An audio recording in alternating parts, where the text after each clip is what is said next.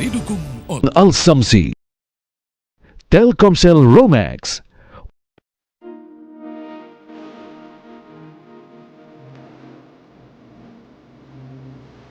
Seorang oknum dosen Universitas Islam Makassar yang viral karena meludahi kasir wanita karena ditegur saat menyerobot antrian dipecat.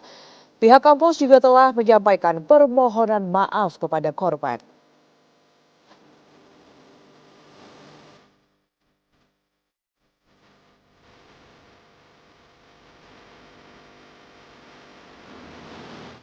Penyidik di Treskrimum Polda Jawa Timur menetapkan 2 tersangka dalam perkara pengusiran paksa yang disertai kekerasan terhadap nenek Elina Wijayanti.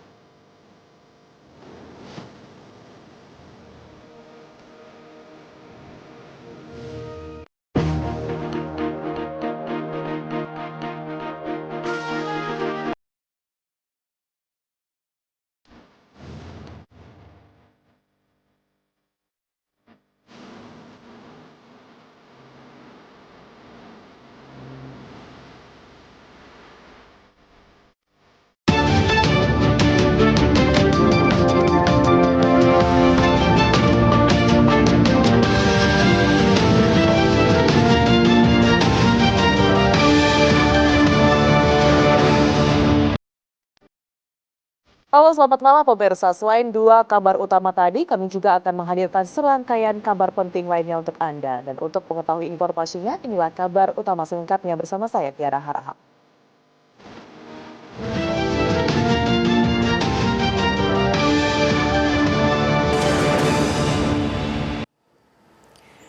Informasi pertama untuk Anda pemirsa, tebing setinggi 50 meter yang berada di ruas Jalan Pasir Kurai Cisitu, Kecamatan Cibeber, Kabupaten Lebak, Banten, longsor. Kondisi ini membuat akses jalan utama warga di wilayah selatan Lebak terhambat.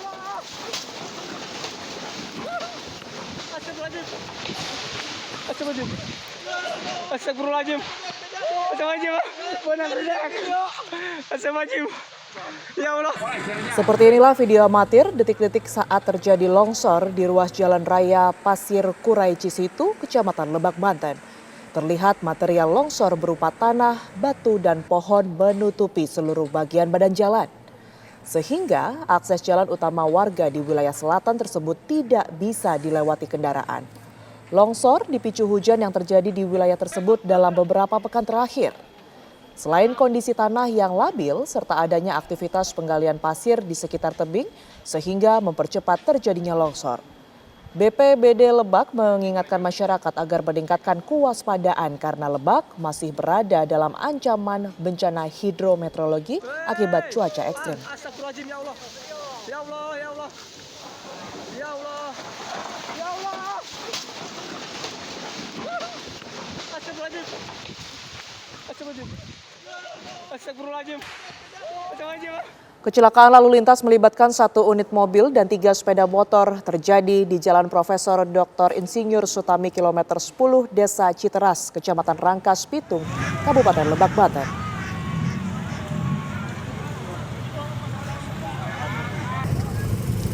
Kecelakaan tidak dapat dihindarkan dan membuat panik masyarakat di lokasi kejadian. Mobil yang dikendarai seorang pelajar itu ringsek di bagian depan setelah menabrak 3 unit kendaraan sepeda motor. Saksi mata mengatakan mobil melaju dari arah Rangkas Bitung menuju Maja saat kejadian. Pengemudi diduga berusaha menghindari kendaraan di depannya namun kehilangan kendali sehingga menabrak 3 sepeda motor. Korban kecelakaan dievakuasi ke Rumah Sakit Aji Darmo Rangkas Bitung untuk mendapatkan perawatan medis lebih lanjut.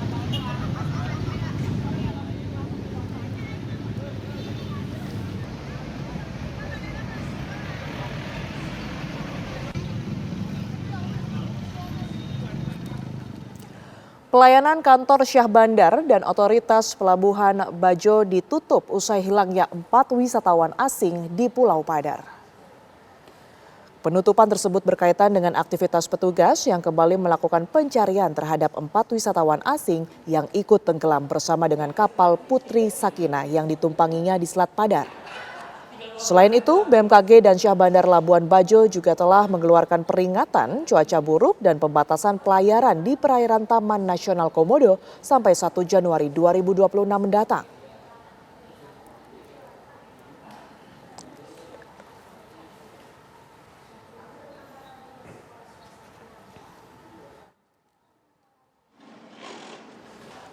Kantor Kesyah Bandaran dan Otoritas Pelabuhan Labuan Bajo telah keluarkan pemberitahuan terkait penghentian pelayaran wisata di kawasan Taman Nasional Komodo.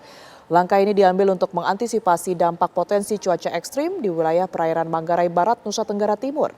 Larangan berlayar bagi kapal wisata disampaikan secara resmi kepada nahkoda kapal tentang peringatan cuaca ekstrim tertanggal 29 Desember 2025. Sementara itu pencarian 3 korban tenggelamnya kapal wisata Putri Sakina masih berlangsung hingga hari ini. Tim SAR memfokuskan pencarian melalui penyisiran dan penyelaman di sejumlah titik lokasi tenggelamnya kapal. Selain itu, peralatan selam dan sonar milik Polda NTT turut dikerahkan. Hingga sore tadi pemirsa, belum ada korban yang ditemukan.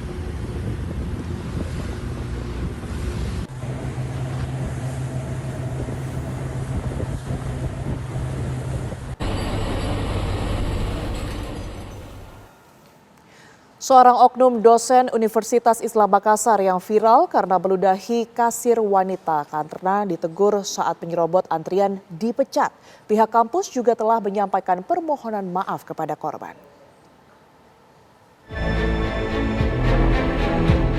Rekaman CCTV ini memperlihatkan seorang pria berbaju hitam diduga oknum dosen tiba-tiba menyerobot antrian di toko swalayan. Korban Ningsih 21 tahun yang merupakan seorang kasir menegur dengan sopan. Namun teguran itu berbalik menjadi amarah.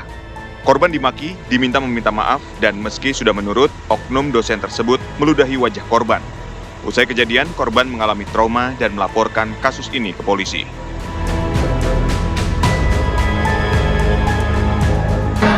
Langsung ya diam di situ kayak shock begitu. Iya, kayak shock kan.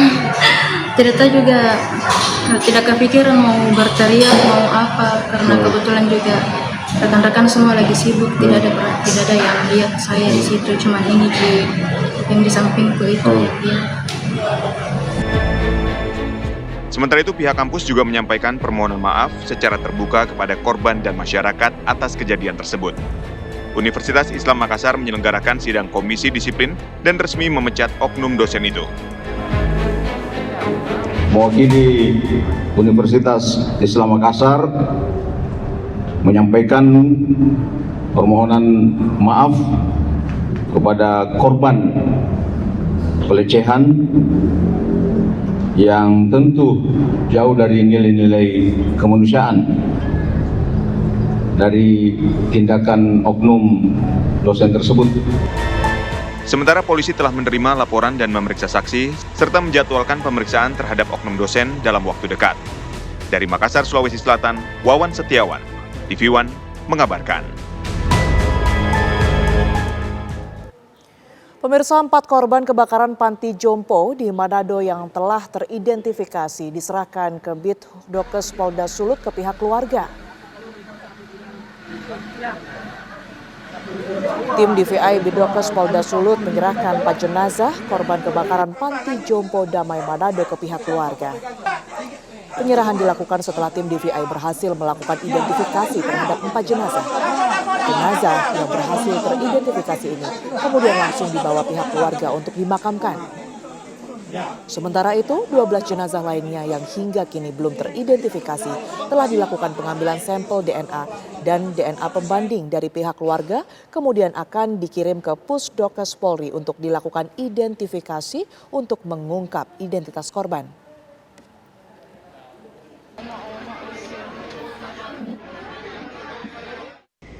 Dari 16 korban ini, ya, dari pihak keluarga yang sudah melaporkan itu sebanyak 15 keluarga yang terkait dengan korban ini sudah melaporkan, ya. Namun ada satu korban yang sampai saat ini belum ada keluarganya yang melapor atas nama korban Oma Kristiani Saropa. Ya, harapan kami kepada keluarga, ya, bisa mendatangi Rumah Sakit Bayangkara ke posko untuk diambil sampel. Konfederasi Serikat Pekerja Indonesia (KSPI) dan Partai Buruh kembali melakukan unjuk rasa untuk menuntut revisi upah minimum sektoral Kabupaten Kota Jawa Barat. Ribuan buruh Jawa Barat dari Bogor, Cianjur, Majalengka, Sukabumi hingga Purwakarta hadir dengan konvoi di Silang Selatan Monas untuk memberi sejumlah tuntutan kepada Gubernur Jawa Barat Deddy Mulyadi. Para buruh meminta Deddy Mulyadi mengembalikan nilai UMSK di 19 kabupaten atau kota sesuai rekomendasi wali kota atau bupati. Said Iqbal menyebut Deddy Mulyadi yang mengubah, mengurangi, hingga menghilangkan rekomendasi nilai UMSK dari wali kota atau bupati melanggar peraturan pemerintah nomor 49 tahun 2021. Selain merevisi UMSK, para buruh juga meminta Deddy Mulyadi untuk menghentikan pencitraan di media sosial. Jika tuntutan tak dipenuhi, para buruh pun siap untuk terus berunjuk rasa dan mempersiapkan gugatan ke PT UN.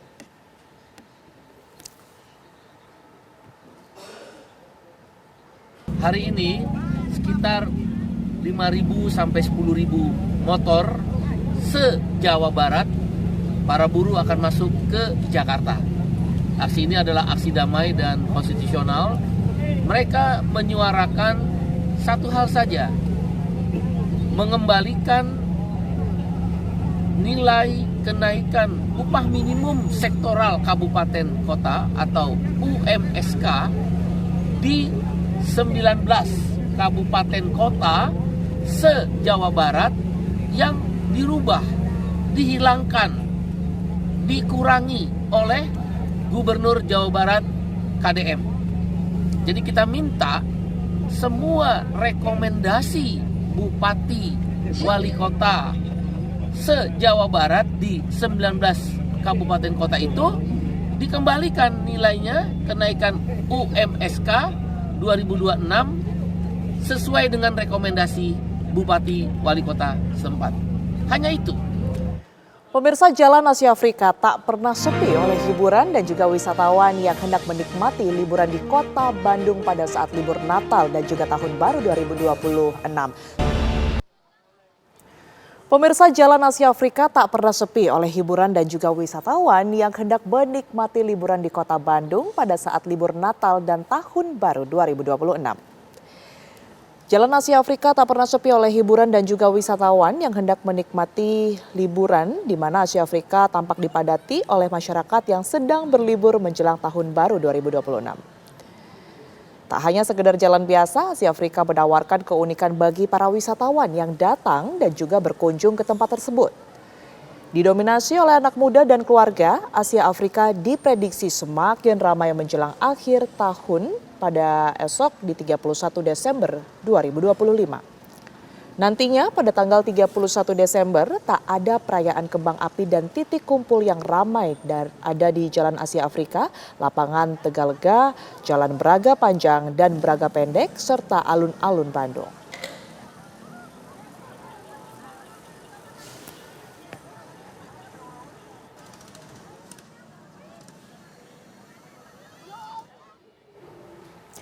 Ya, dan untuk mengetahui bagaimanakah keseruan berwisata di Bandung, Jawa Barat pada masa libur Nataru, pemirsa, kita sudah terhubung dengan reporter TV One Putri Lestari yang akan mengabarkan untuk Anda. Selamat malam Putri, silakan. Ya baik Tiara dan juga pemirsa, memang di tempat saya mengabarkan sekarang memang semakin malam ini terlihat semakin ramai oleh para wisatawan maupun juga dengan kendaraan baik dari roda 4 maupun juga dari roda 2, di mana memang pada pukul 9:50 waktu Indonesia Barat saya perhatikan memang semakin malam semakin ramai oleh para wisatawan yang ada di tempat saya mengabarkan sekarang di Jalan Asia Afrika. Ini banyak sekali keunikan ataupun kegiatan yang bisa dilakukan oleh para wisatawan yang ada, seperti melihat atraksi dari para hantu-hantu, lalu cosplay anime, kemudian juga di sini saya lihat banyak sekali kuliner, dan juga di sebelah saya ini apabila bisa Anda perhatikan memang ada odong-odong untuk berkeliling dari Jalan Asia Afrika menuju Jalan Braga, kemudian kembali lagi dengan harga yang cukup terjangkau yakni dengan harga Rp10.000, di mana dari data yang saya dapatkan juga baik Tiara dan pemirsa memang ada sekitar total kendaraan masuk sebanyak 487.920 kendaraan tanggal 29 Desember kemarin dengan total keluar yakni 472.311 kendaraan keluar Bandung. Di mana apabila bisa saya infokan juga, tanggal 31 Desember ini diprediksi akan menjadi titik terpadatnya dari para kendaraan yang ada dan juga meningkatnya wisatawan yang ada di Kota Bandung. Tak hanya di Jalan Asia Afrika, baik Tiara dan juga pemirsa, namun jalan yang lain seperti Jalan Braga, kemudian nanti ada di alun-alun Kota Bandung, lalu juga nanti akan ada di daerah-daerah lain seperti di Lembang, lalu Dago, kemudian di tempat-tempat lainnya memang nantinya akan dipadati oleh para wisatawan yang ada. Namun memang baik Tiara dan juga pemirsa, nanti pada saat pergantian tahun baru tidak akan ada kembang api seperti arahan dari pemerintah untuk menghormati para korban bencana yang terjadi di Aceh dan Sumatera. Namun nantinya tetap dipastikan tempat-tempat di tempat saya mengabarkan sekarang yakni di Jalan Asia Afrika dan tempat lainnya ini akan tetap dipadati oleh para wisatawan yang ada, baik dari wisatawan dari dalam Kota Bandung maupun dari luar Kota Bandung. Dan memang apabila Anda ingin datang juga untuk berlibur bersama dengan keluarga di Jalan Asia Afrika ini, jangan lupakan untuk terus menjaga barang bawaan Anda, kemudian juga untuk menjaga barang bawaan Anda dan barang berharga dari copet, karena memang tadi sempat ada copet namun sudah tertangkap oleh kepolisian yang ada di sini. Pengamanan di sini juga akan terus ditingkatkan untuk menjaga terus masyarakat yang ada di Kota Bandung, terutama di Jalan Asia Afrika maupun juga dari Jalan Braga panjang maupun pendek. Demikian yang dapat saya sampaikan dari Jalan Asia Afrika, Kota Bandung, Jawa Barat. Kembali kepada Anda, Tiara, di studio.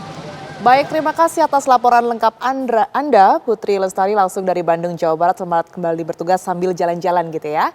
Dan pemirsa, objek wisata di Bali masih menjadi pilihan wisatawan lokal. Salah satunya di Pantai Pandawa. Lonjakan pengunjung pada libur Natal dan juga Tahun Baru kali ini mencapai 100%. Informasinya akan kami hadirkan usai jeda.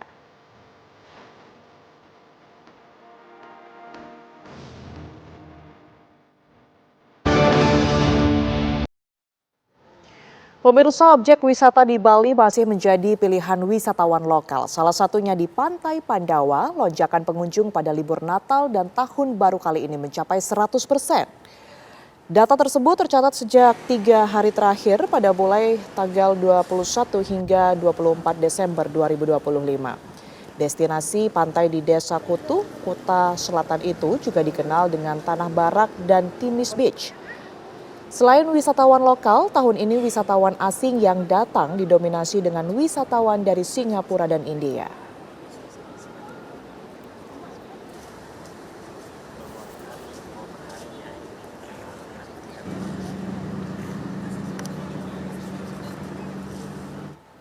Ya, lantas bagaimana jelang Tahun Baru yang akan digelar esok di Pantai Kuta Bali? Kita bergabung dengan rekan kami, reporter TV One Brilian Syahheran yang sudah siap dengan laporannya. Selamat malam Brilian, apa yang istimewa di Pantai Kuta pada perhelatan Tahun Baru besok?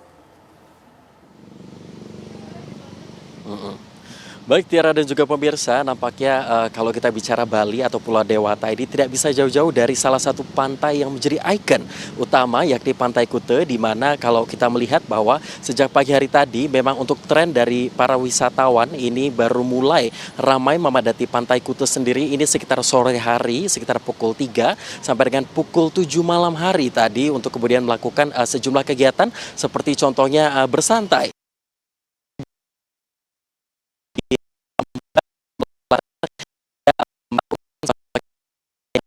Pantai Kuta. Tetapi kalau kita melihat bahwasanya setelah pergantian atau transisi dari senja yang ada di pantai ini, para wisatawan ini mulai memenuhi sejumlah pusat perbelanjaan, kemudian restoran, kafe, hingga tourist attraction lainnya yang ada di sekitar dari Pantai Kuta. Di mana salah satu adalah di belakang saya, dari tempat saya menggambarkan saat ini, yakni di Beach Walk Mall, di mana tadi ini sejumlah wisatawan menghabiskan waktu malam harinya untuk melakukan belanja maupun makan malam di sini. Dan untuk memberikan gambaran juga kepada Anda, ini juru kamera TV One Gunadi Cahya ini akan menunjukkan bagaimana situasi lalu lintas pada malam hari ini di Jalan Pantai Kute, di mana memang sejak sore hari bahkan siang hari untuk jalan utama ini dipadati oleh kendaraan roda 2 kemudian roda 4 yang memang ingin menuju atau keluar dari area objek wisata di Pantai Kute. Untuk kemacetan sendiri dari sejumlah titik yang ada di sini memang cenderung lebih lenggang begitu, Tiara dan juga pemirsa. Kemacetan ini hanya terjadi di sejumlah titik, salah satunya adalah di Jalan Raya Kute, kemudian Jalan Pantai Kute dan Jalan Melasti yang menjadi tempat keluar para mobil maupun para wisatawan dari objek wisata Pantai Kute ini sendiri. Adapun juga memang kalau untuk persiapan tahun baru ini Gubernur Bali Iwayan Koster kemudian juga pihak kepolisian daerah ini memberikan himbauan atau larangan begitu untuk melakukan pesta kembang api.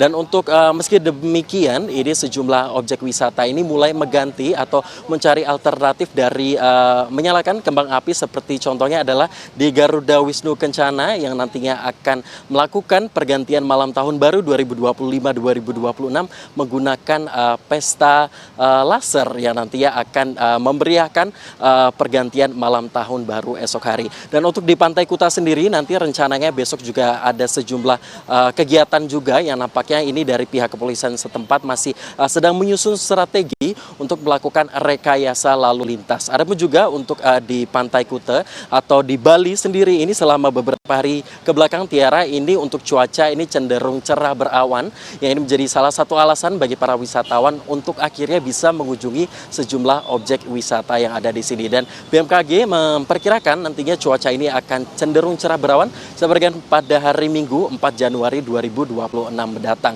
Adapun juga kalau kita melihat tren, mungkin kita sempat mendengar bahwa di sosial media ini diisukan bahwa Bali ini sepi, tetapi kalau kita melihat atau mendengar kembali bahwa pernyataan dari Gubernur Bali Iwayan Koster ini menyatakan bahwa untuk turis atau wisatawan mancanegara ini jumlahnya di 6,9 juta dengan target ini 7,05 juta di akhir tahun ini. Sedangkan untuk wisatawan domestik ini nampaknya memang mengalami penurunan yang memang pada tahun lalu ini di angka 9,2 juta, tetapi di tahun ini di angka di tahun ini di akhir tahun ini di angka 9,4 juta atau berbeda kurang lebih sekitar 200.000 wisatawan. Dan tentunya kita akan saksikan bersama, Tiara, bagaimana persiapan dan juga kemeriahan tahun baru yang akan digelar di salah satu provinsi yang menjadi destinasi wisatawan lokal maupun wisatawan asing. Untuk sementara demikian, kembali ke Anda, Tiara, di studio. Baik, terima kasih Brilian Syaheran melaporkan langsung dari Pantai Kuta, Bali. Selamat menikmati Bali, Pulau Dewata bersama juga dengan tim Anda ya. Selamat kembali bertugas. Pemirsa, kita beralih ke informasi lainnya. Meluapnya Sungai Batang Asam Jujuhan membuat puluhan rumah warga di 2 desa di Kecamatan Jujuhan, Kabupaten Bungo Jambi terendam banjir. Selain merendam rumah warga, banjir dengan ketinggian 1 meter lebih ini juga melumpuhkan akses jalan antar desa dalam Kecamatan Jujuhan. Banjir terjadi menyusul curah hujan tinggi di Kabupaten Bungo yang terjadi sejak Selasa pagi hingga sore hari. Kondisi tersebut membuat warga terpaksa mengungsi ke wilayah yang lebih tinggi. Saat ini warga juga mengharapkan bantuan dari pemerintah karena kesulitan untuk memenuhi kebutuhan pokok seperti makanan dan juga air bersih.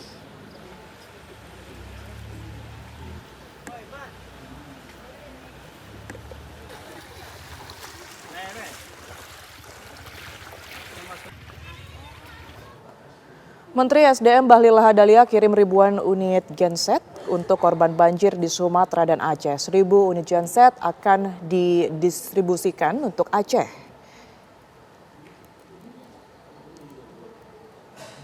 Ya, Kementerian Energi dan Sumber Daya Mineral SDM mendistribusikan bantuan berupa sarana penunjang energi untuk meringankan beban warga di wilayah terdampak banjir bandang dan longsor Sumatera dan Aceh.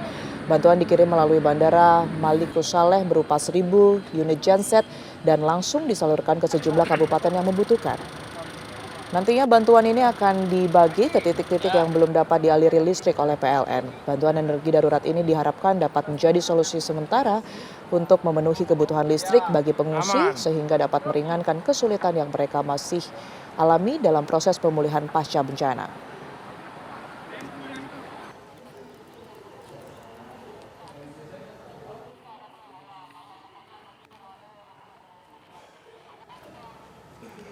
Pemirsa, bencana yang melanda Kabupaten Padang Pariaman, Sumatera Barat meninggalkan banyak cerita yang sedih dan juga memilukan. Seperti cerita yang dialami keluarga Fahmilu, bencana longsor merenggut nyawa istri dan nenek serta rumah dan harta benda miliknya. Berikut liputan reporter TV One Andri Syahputra untuk Anda. Pemirsa TV One, saat ini saya berada di Korong Kasai, tepatnya di Nagari Kasang, Kecamatan Batanganai. Bahwasanya pada saat terjadinya bencana banjir dan longsor yang melanda kawasan ini, tepatnya di belakang saya itu ada sekitar 3-4 rumah yang hancur akibat longsor yang melanda kawasan ini. Untuk lebih mendalaminya, kita akan coba bercerita sedikit bersama pihak keluarga yang terdampak bencana ini.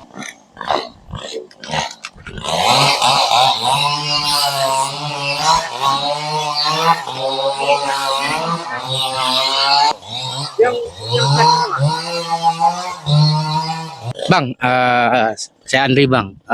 Pada saat kejadian itu seperti apa gambarnya? Gitu? Gambarnya kayak ini Pak.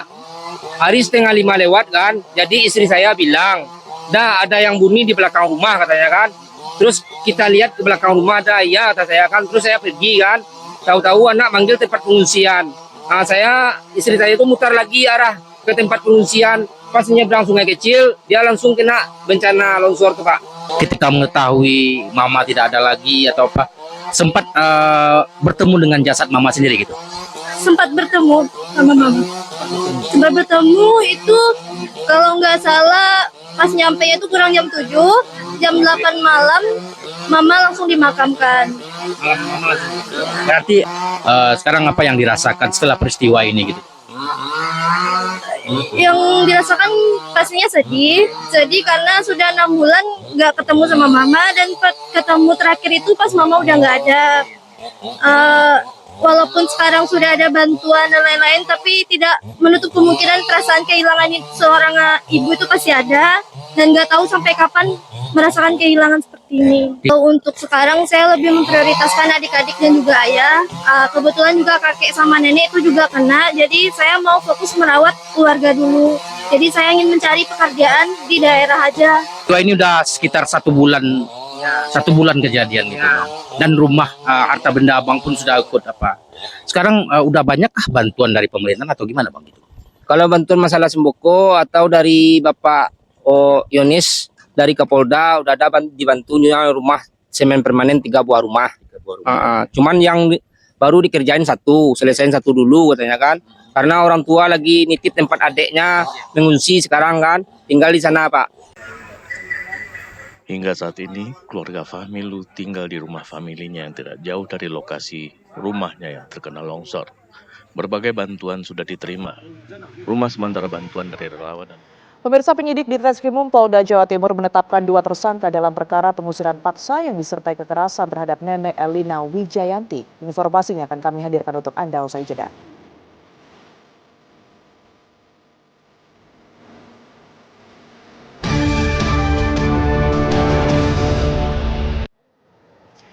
Pemirsa, usai melakukan gelar perkara, penyidik di Treskrimum Polda Jawa Timur akhirnya menetapkan 2 tersangka dalam perkara pengusiran paksa yang disertai kekerasan terhadap nenek Elina Wijayanti. Samuel, ada yang mau disampaikan Pak Samuel? Samuel Ardi Kristanto akhirnya dijemput tim penyidik Polda Jawa Timur dengan tangan terborgol kabel tis. Samuel tiba di gedung di Treskrimum Polda Jatim tanpa memberikan keterangan apapun kepada awak media. Sementara itu pemirsa, usai melakukan gelar perkara dan memintai keterangan ahli, penyidik akhirnya menetapkan 2 tersangka dalam perkara ini. Mereka adalah Samuel Ardi Kristanto dan juga MY. Polisi langsung melakukan penahanan terhadap Samuel, sementara MY masih dilakukan pemanggilan pada hari ini. Keduanya ditetapkan sebagai tersangka usai viral video pengusiran paksa disertai dengan kekerasan. Keduanya dijerat dengan pasal 170 KUHP tentang kekerasan. Pak Samuel, ada yang mau disampaikan Pak Samuel?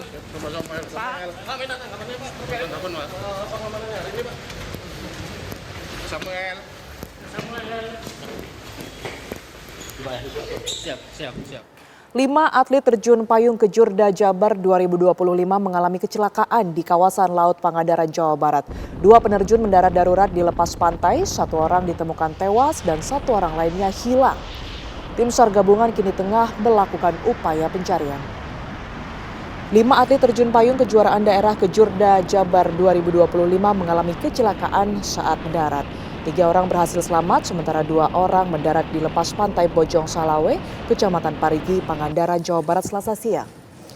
Nelayan sempat menemukan 1 orang atlet dalam kondisi tewas. Sementara 1 atlet lainnya yakni Widiasih, warga Bandung, dinyatakan hilang dan kini dalam pencarian. Petugas gabungan TNI, Polri, dan Basarnas membawa jenazah atas nama Rusli ke Puskesmas Cijulang bersama dengan 3 orang atlet yang selamat. Tim SAR gabungan akan kembali melakukan pencarian Rabu esok dengan membagi 2 tim, yakni tim darat yang menyisir bibir pantai dan tim SAR laut yang menyisir pantai Bojong Salawe.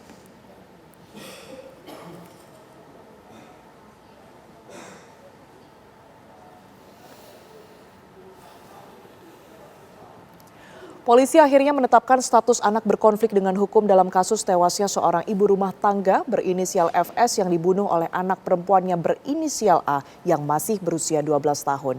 Dari hasil pemeriksaan terungkap bahwa motif dari kasus tersebut lantaran A kesal dengan ibunya lantaran sering mendapat kekerasan fisik dan verbal. Kasus tewasnya seorang ibu rumah tangga di Jalan Dwi Kora, Kota Medan, Sumatera Utara akhirnya mendapatkan kepastian hukum. Setelah menjalani serangkaian penyelidikan, akhirnya polisi menetapkan anak korban berinisial A sebagai anak berkonflik dengan hukum dalam kasus tersebut. Dari hasil pemeriksaan terungkap bahwa motif dari kasus tersebut lantaran A kesal dengan ibunya yang sering melakukan kekerasan fisik dan verbal. Selain A, kakak dan ayahnya juga sering mengalami hal serupa. Puncak kekesalannya ketika korban melakukan kekerasan terhadap kakaknya. Korban juga menghapus game online di ponsel milik A. Pemicu lain adalah tontonan kekerasan dalam game anime yang kerap dimainkan pelaku, membuat ia nekat menusuk ibu kandungnya hingga total 26 tusukan di tubuh korban. Terkait dengan amarah si anak melihat kakaknya pada saat tanggal 22 itu dipukuli menggunakan ikat pinggang dan lain-lain sapu, dan ada memar di kaki dan betis dan bagian tangannya yang sangat biru, dan di situ dia juga melihat korban ini berkali-kali memarahi dirinya, memarahi kakaknya, dan bahkan memarahi bapaknya. Memang posisi tidak menguntungkan untuk si bapak. Karena saat itu dijelaskan bahwa keterangan dari tetangga, keterangan juga dari rekan-rekan bapaknya memang status keduanya tidak harmonis. Kemudian posisi bapaknya pun tinggal di lantai 2 dan ibu ataupun istri dan anak-anaknya tinggal di lantai 1. Saat ini A yang masih berusia 12 tahun dan kakaknya masih mendapatkan pendampingan oleh kepolisian dan pihak terkait di rumah aman. Tim TV One mengabarkan. Seorang perempuan yang merupakan bos bengkel motor di Jalan Raya Benur, Surabaya menjadi korban penjamretan. Aksi penjamretan tersebut terekam kamera CCTV dan viral di media sosial.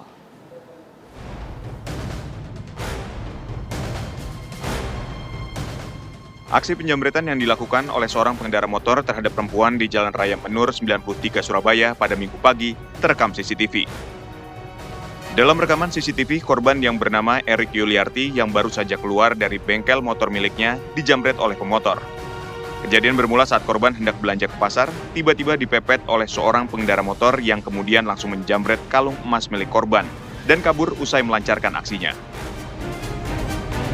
Itu tak lihat dari CCTV itu kok orangnya tuh lewat, mungkin pas saya kan pakai daster terus kan pakai jaket. Iya. Jaketnya itu lupa, belum saya selekkan. ya. Dan terus saya bawa keranjang buat mau ke belanja. Jadi nyangking sampah gitu loh Pak. Kemudian orang itu tadi lihat saya. Kalau saya lihat CCTV lihat saya, tapi saya kembali, enggak terus. Kembali dia mungkin lewat, terus muter balik beliaunya. Muter balik, nunggu saya. Kan pasti mau jalan lagi kan bawa keranjangnya. Mau jalan, loh kok uang itu mau ya. Tak lihat dari mobil belakang saya itu kok jalan. Terus kayak sak selebetan gitu Pak. Saya teriak ya enggak ada orang pas sepi jalannya. Lah kok kalau dirampas kalau ya Allah kalau niku cuma nangis tok kali. Allah ngeten ngimpi opo niki mau. Korban mengalami luka di leher karena kalung miliknya ditarik paksa oleh pelaku. Akibat penjamretan, korban mengalami kerugian 25 juta rupiah. Dari Surabaya, Jawa Timur, Sandi Irwanto, TV One mengabarkan. Aksi pengancaman menggunakan senjata tajam terjadi di sebuah warung kelontong di Kota Makassar, Sulawesi Selatan. Seorang pria yang diduga dalam pengaruh minuman keras mengamuk sambil membawa parang dan mengancam penjaga warung.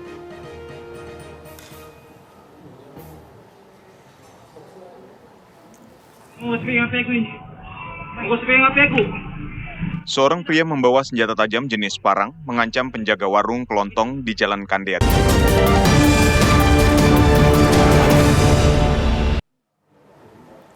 Pemirsa, belum tuntas pemulihan bencana di wilayah Agam, Sumatera Barat, kembali terjadi bencana longsor di wilayah Kecamatan Palembayan, Kabupaten Agam. Longsor mengakibatkan 1 rumah rusak dan 3 orang terluka. Tingginya curah hujan di wilayah Kecamatan Palembayan, Kabupaten Agam membuat kondisi tanah tidak stabil hingga terjadi longsor. Wilayah Kecamatan Palembayan, Kabupaten Agam ini juga merupakan daerah terparah saat terjadi banjir bandang akhir bulan lalu. 3 orang warga terluka berhasil dievakuasi tim SAR dan dilarikan ke rumah sakit terdekat.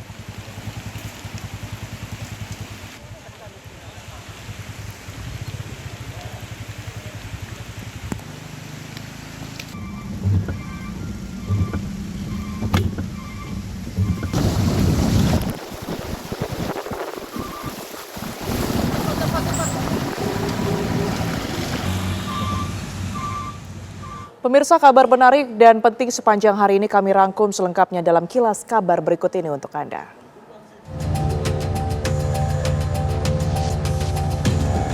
Pencarian 3 korban tenggelamnya kapal wisata Puri Sakina masih berlangsung hingga hari ini. Tim SAR memfokuskan pencarian melalui penyisiran dan penyelaman di sejumlah titik lokasi tenggelamnya kapal. Selain itu, peralatan selam dan sonar milik Polda NTT turut dikerahkan. Hingga sore tadi, belum ada korban yang ditemukan.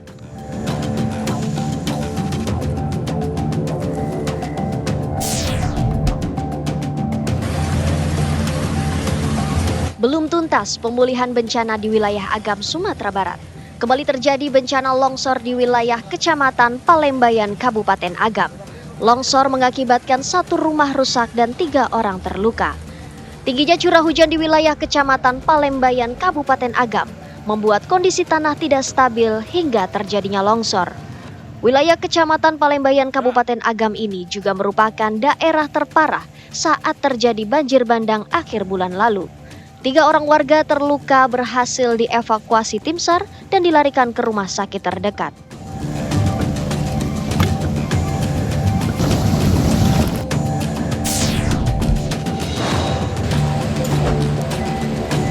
Samuel, ada yang mau disampaikan Pak Samuel? Usai melakukan gelar perkara dan memintai keterangan ahli, penyidik akhirnya menetapkan 2 tersangka dalam perkara ini. Mereka adalah Samuel Lardo Kristanto dan MY. Polisi langsung melakukan penahanan terhadap Samuel, sementara MY masih dilakukan pemanggilan pada hari ini. Keduanya ditetapkan tersangka usai viral video pengusiran paksa disertai dengan kekerasan. Keduanya dijerat dengan pasal 170 KUHP tentang kekerasan. Tim TV One mengabarkan.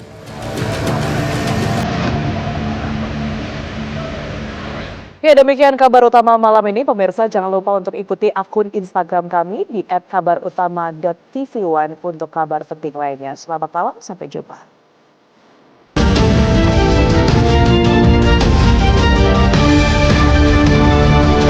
Didukung Sarung Al-Samsi, Telkomsel Romax,